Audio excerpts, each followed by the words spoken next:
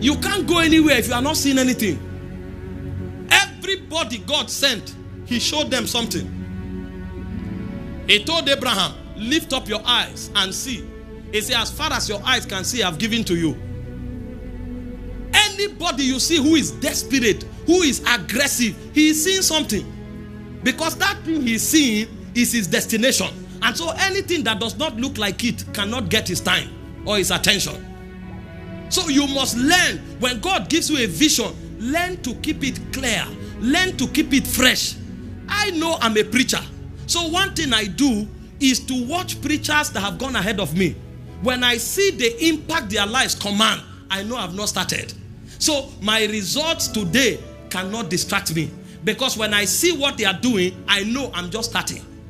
Sometimes I go as far back as watching people who are doing what I'm doing in 1940, 1950, and I see the level of power and impact they commanded.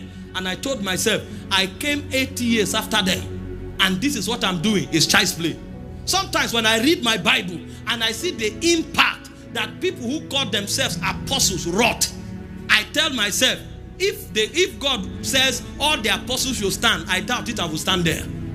Imagine people like Paul. They were able to enter the heart of God and extract the heart of the Father, and they became scripture. We are still preaching and making mistakes. Will I come to preach and throw in casually? If there were apostles before me who what they wrote was scripture, do I have the right to preach a message and be wrong? The Bible said these guys did terrible miracles. Terrible miracle. Some of them, their shadows were healing the sick. Shadow. Some of them, their handkerchiefs were healing the sick. We are still here pulling people out of wheelchair. They are falling back. Pulling people. Do we have the luxury to relax?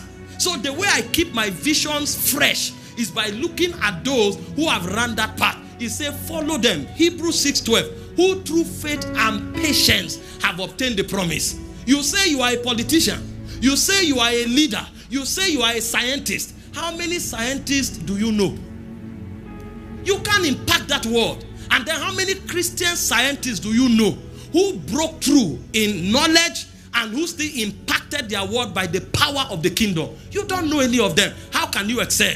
You say God is sending you to the political corridor. How many Christian politicians do you know across the ages who were able to use the power of righteousness and their giftings to ascend the ladder of politics and governance, and also to remain righteous on those corridors? That's why most time our vision is diffused. Somebody said he's on fire for God. After 2 years, you see him later, he say, "Oh, it's no easy." You know why?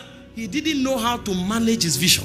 He didn't know how to keep his vision alive. He didn't know how to keep his sight fresh. He allowed himself to be polluted. If you are a sent man, you must have the ability to keep your visions alive. Thank you for watching this video. We trust you have been tremendously blessed. To get more messages,